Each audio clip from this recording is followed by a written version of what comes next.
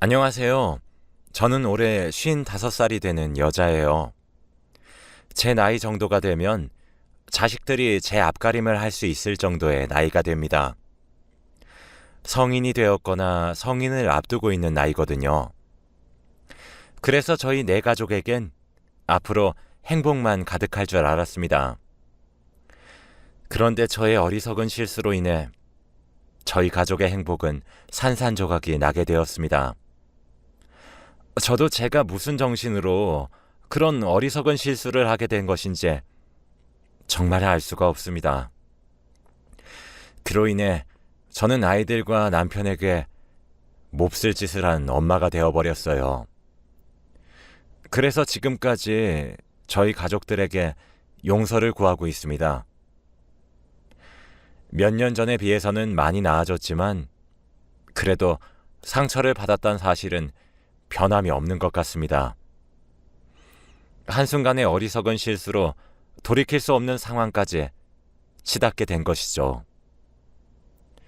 제 이야기를 듣고 여러분들도 저와 같은 실수를 하시지 말라는 의미로 이렇게 사연을 보내게 되었습니다. 제 남편은 젊었던 시절부터 참 성실한 사람이었어요. 연애를 한 당시에도 저만 바라봐주고 배려해주던 사람이었죠. 그 모습에 반해 저와 남편은 결혼까지 하게 되었습니다. 결혼 후에도 남편은 정말 성실한 남편이었고 가정에 충실한 사람이었어요. 사실 저와 남편 모두 집이 가난했기에 결혼하는 과정이 여유롭지는 않았어요. 신혼생활을 반지하 단칸방에서 했으니 말 다 한 거죠. 처음엔 그 단칸방에 보증금도 모자라서 남편의 누나에게 보증금을 빌려 단칸방에 월세살이를 하며 신혼생활을 시작했습니다. 지금은 번듯하고 유명 브랜드 아파트에 살고 있으나 여기까지 오기에 참 많은 시간이 걸렸어요. 남편은 성실함이 무기였던 사람이었고 이날 이때까지 한 번도 소홀히 살지 않았습니다. 매일 새벽같이 기상해서 회사로 출근을 했고 항상 늦은 밤이 되면 집으로 돌아왔죠. 그럼에도 불구하고 하나뿐인 마누라가 힘들지도 모른다며 가사일도 많이 도왔어요. 그렇게 저희는 참 행복했습니다. 당연히 아이들도 낳았고요. 지금은 첫째인 아들은 대학에 입학을 한 후 1년 정도 다니고 군대에 가 있고 둘째인 딸은 고등학교 3학년인 수험생입니다. 제 어리석은 실수는 지금으로부터 3년 전으로 거슬러 올라가요. 첫째인 아들을 대학에 보내기 무섭게 딸아이가 고등학교에 입학하는 나이가 되었습니다. 아들은 대학에 입학하니 정말 고삐가 풀린 망아지처럼 술을 퍼먹고 밤 늦게까지 놀며 집에 잘 들어오지도 않았죠. 사내아이라 큰 걱정은 하지 않았지만 적당히 해라 주의만 줄 정도였죠. 그쯤엔 딸아이도 고등학교에 입학을 하더니 독서실을 가겠다고 하더라고요. 학원에 독서실까지 가는 딸아이는 항상 밤 12시가 돼서야 집에 들어왔어요.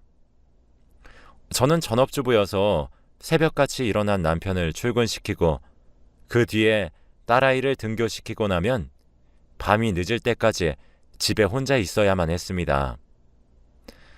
아들놈은 어디에 퍼질러져서 놀고 있는 건지 알 수도 없었죠. 간혹 아들이 집에 있다고 하더라도 오후 내내 침대에 누워 자기만 했기에 제가 혼자 있다는 사실은 다를 바가 없었습니다. 그렇게 쳇바퀴 같은 시간을 보내고 나니까 점점 사람이 우울해지더군요.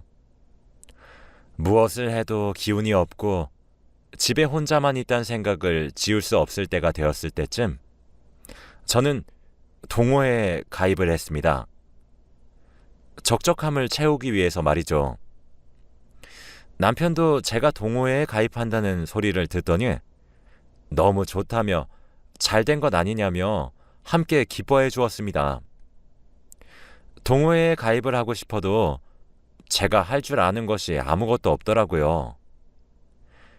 이 나이가 되도록 집에서 살림만 하고 살았으니 뭐 할 줄 아는 것이 있어야죠.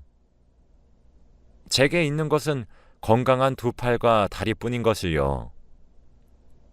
그래서 전 만만해 보이는 등산 동호회에 용기를 내어 가입을 하게 되었습니다.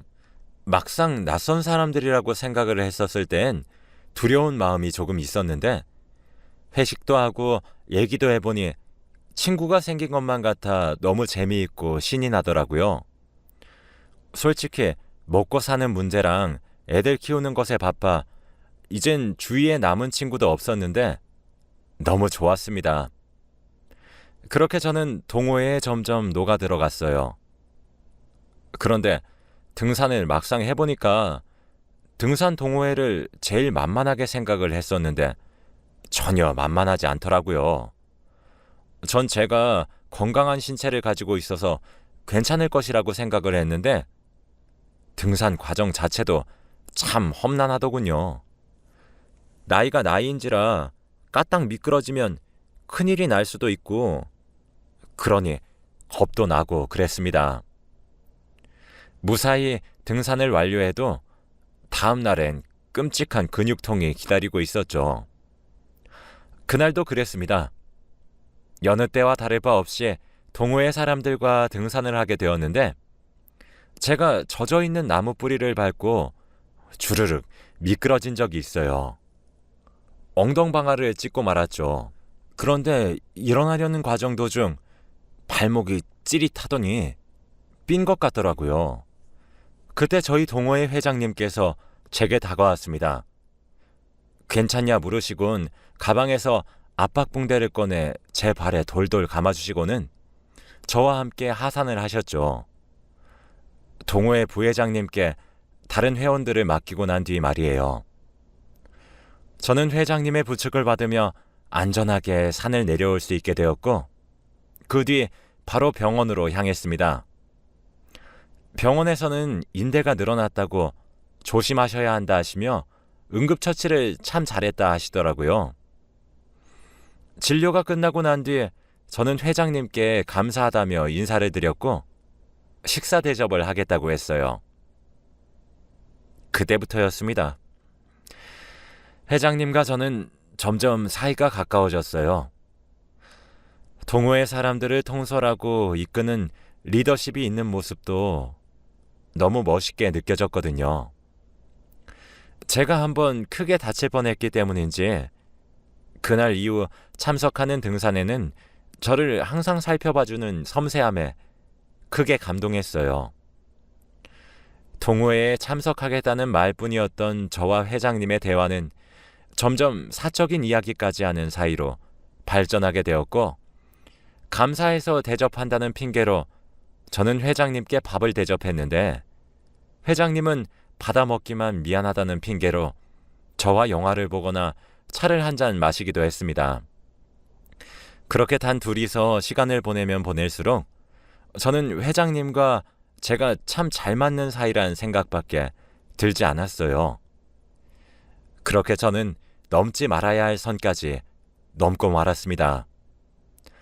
저는 회장님과 시간을 보내고 집으로 돌아오면 어느 순간부터 남편의 성실하고 저만 바라봐주는 행동들이 점점 숨이 막힐 것처럼 다가오더라고요.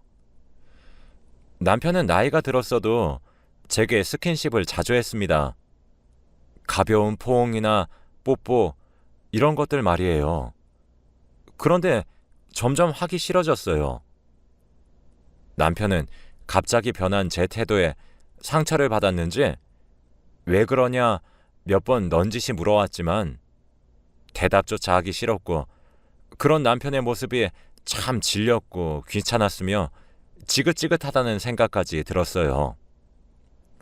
2주에 한 번씩 만나던 회장님과의 만남은 점차 그 만남의 횟수가 늘어났고 어느샌가 이틀에 한 번꼴로 만나게 되었어요. 회장님은 참 매력적인 사람이었습니다. 저는 그런 회장님께 점점 빠져들게 되었고 금지된 사랑이 주는 짜릿함과 스릴감에 점점 중독되어 가고 있었죠. 그때는 제 스스로 멈춰지지도 제어도 되지 않았던 것 같아요. 그래서였을까요? 제 심경의 변화를 가장 빨리 눈치를 챈 사람은 다름 아닌 제 남편이었나 봅니다. 남편은 어느 순간부터 제게 동호회를 그만둬 달라는 말을 종종 하곤 했어요. 금술이 좋아 싸워보지도 않은 남편과 싸움을 하기 시작했죠. 남편은 제게 언성을 높이지도 않았지만 저 혼자 화를 내고 소리를 버럭버럭 지르곤 했습니다. 남편은 그때마다 상처받은 듯한 눈으로 저를 빤히 쳐다봤지만 그런 눈빛조차 제게는 숨이 턱턱 막히는 듯한 행동이었어요. 남편이 제게 동호회를 그만두면 안 되겠냐 제안을 하면 할수록 저는 밖으로 나돌았고 그럴 때마다 회장님을 찾아가곤 했습니다. 맞아요. 제가 그때 잠깐 정신이 나갔었나 봅니다. 복에 겨워 소중했단 사실을 정말 몰랐어요. 제가 그렇게 정신이 나간 채로 행복하다 느끼고 있을 때 남편은 지옥불을 걷는 듯한 느낌이었단 사실을 그 당시에는 미처 알지 못했어요. 하루는 아들이 제게 전화를 걸었더군요. 한창 놀기 바쁜 시기여서 전화를 걸어도 받지도 않았던 아들이었는데 말이죠.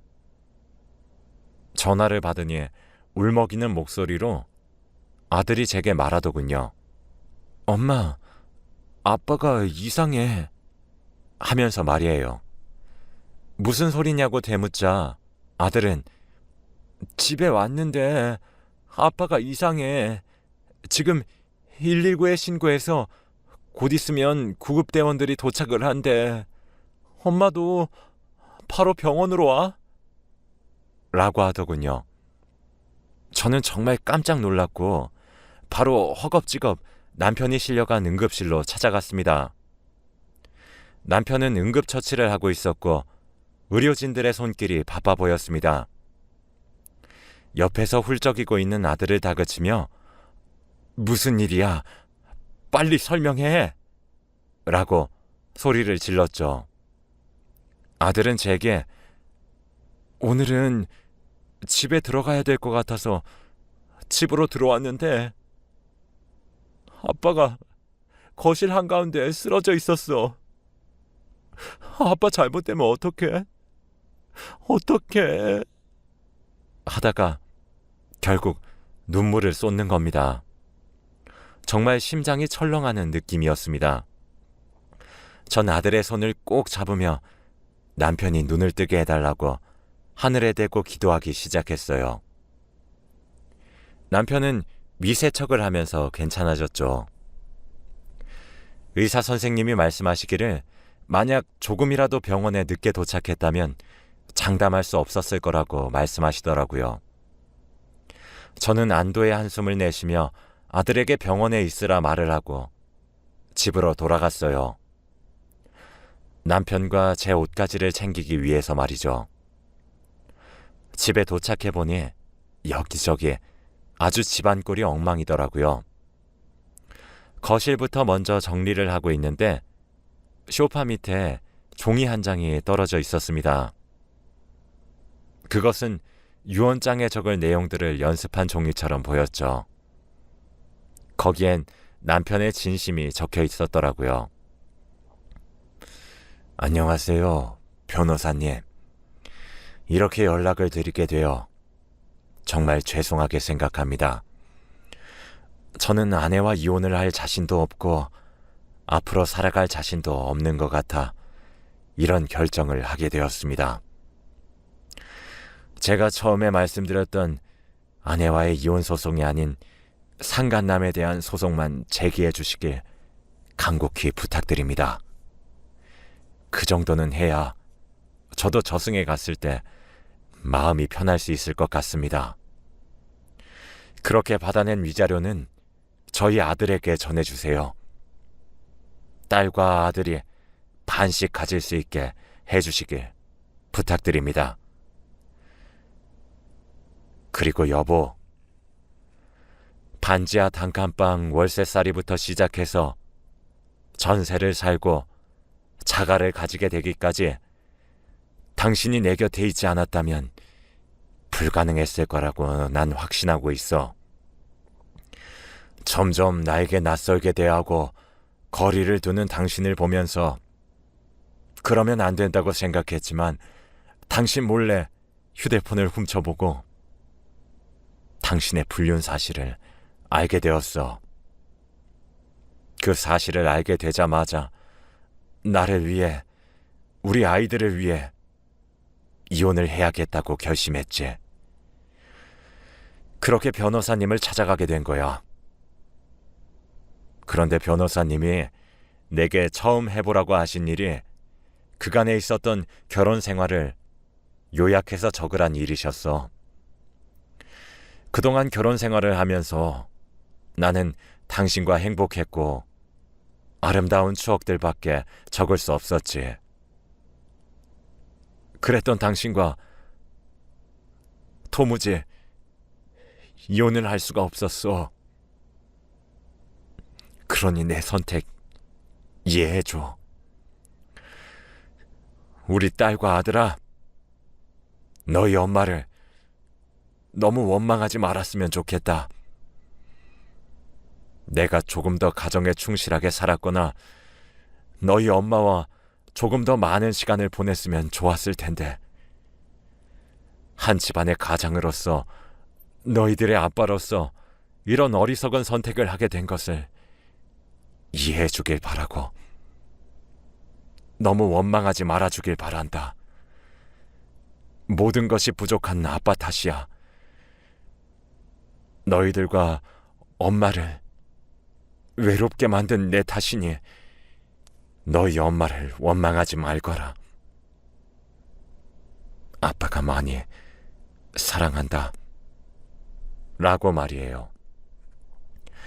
그 편지를 읽어보니 남편은 이미 제 불륜 사실을 알게 된 지 한참 지난 것처럼 보였고, 이혼 소송을 결심했으나 저를 너무 사랑해서 차마 그럴 수 없었기에 스스로 목숨을 끊으려고 했었던 것 같아요.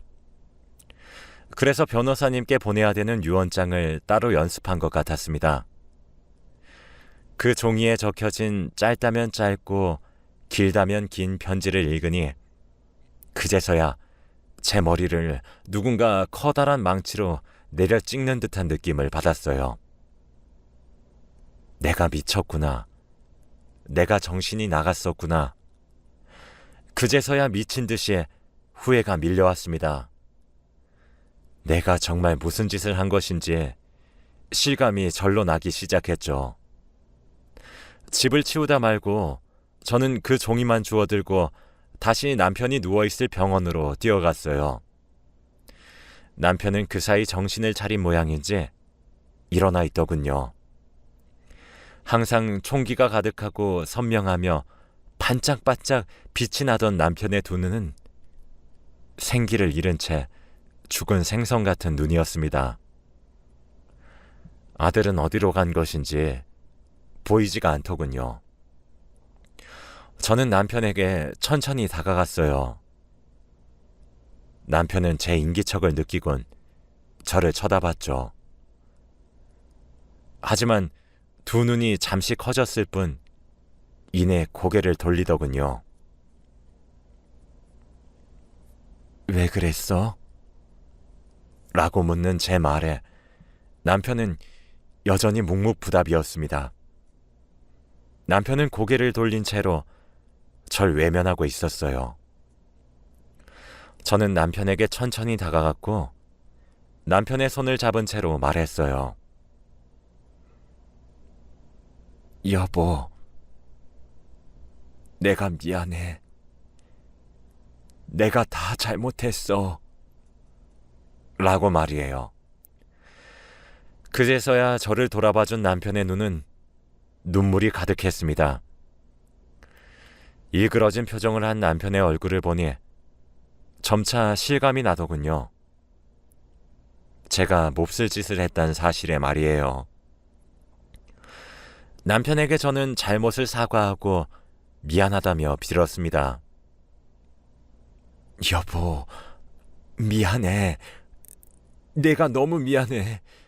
내가 미쳤었나 봐. 내가 정말 미안해.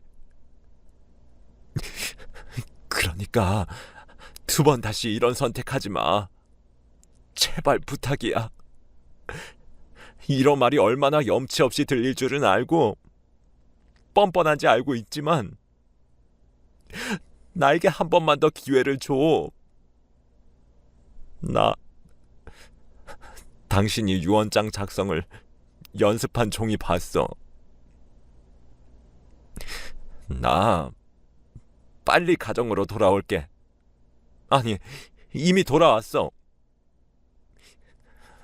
그러니까 제발 이런 선택을 하지 마. 라고 말이에요.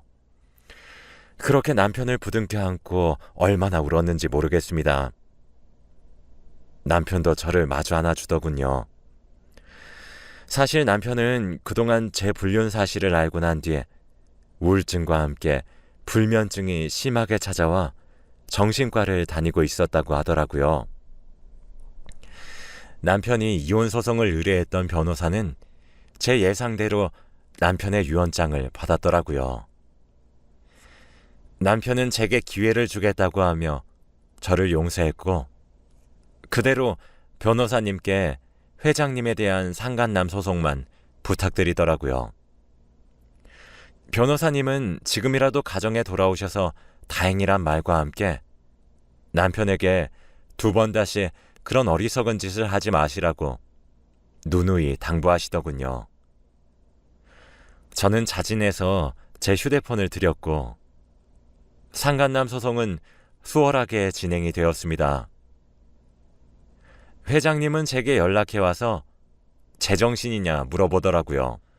전 그저 미안했단 대답만 하며 전화를 끊었습니다. 결국 위자료로 저희는 3천만 원을 받을 수 있었어요. 물론 소송을 하는 과정에서 딸과 아들은 커다란 상처를 입게 되었습니다. 유독 아빠를 따르던 딸은 저를 미친 듯이 원망했고 아들도 커다란 충격에 빠졌어요. 딸과 아들은 제게 미친 것이 분명하다며 비수 같은 말을 많이 하기도 했습니다. 할 말이 없더군요.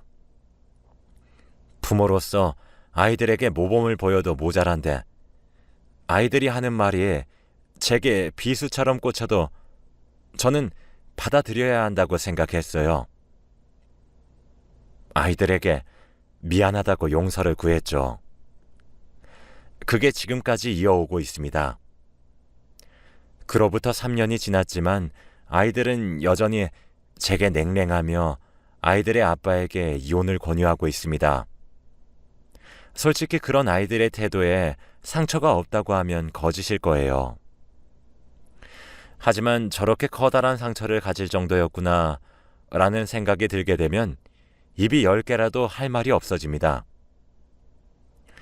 남편은 저를 용서하였다고 말을 하지만 저는 남편에게 끊임없이 용서를 구하는 중이에요. 아직도 남편이 저 때문에 그런 선택을 했다는 것이 믿기지도 않고 믿을 수도 없는 것 같아요. 저는 남편의 커다란 사랑을 깨닫게 되어 너무 미안할 뿐입니다. 그리고 그런 남편을 참 많이 사랑하고 있어요. 물론 지금 당장은 아이들은 엄마인 저를 경멸하고 용서할 생각이 없어 보이긴 하지만 저는 그래도 아이들에게 용서를 계속해서 구할 생각입니다. 남편도 괜찮다고 말을 하지만 여전히 불안해하는 모습을 보이니 정말 미안할 뿐이고 남편에게도 제가 잃었던 신뢰를 다시 회복할 수 있게 정말 많이 노력을 할 생각이에요. 저는 정말 한순간의 쾌락과 즐거움만 쫓다가 편안하고 안락했던 행복을 잃게 되었어요. 여러분들은 저와 같은 실수를 하지 않으시길 바랍니다. 사랑하는 가족들이 저로 인해 상처받아 힘들어하는 모습을 보고 있기가 너무 힘이 들어요. 다행인 것은 남편의 우울증과 불면증이 그때에 비해 정말 많이 나아졌고 정상인과 다를 바 없어졌다는 사실입니다.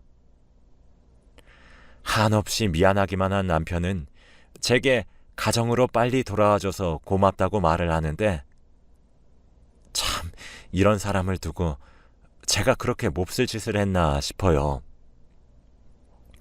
저는 시간이 조금 더 걸리겠지만 옛날 화목하고 행복이 충만했던 가정으로 돌아가기 위해 정말 노력하려고 합니다.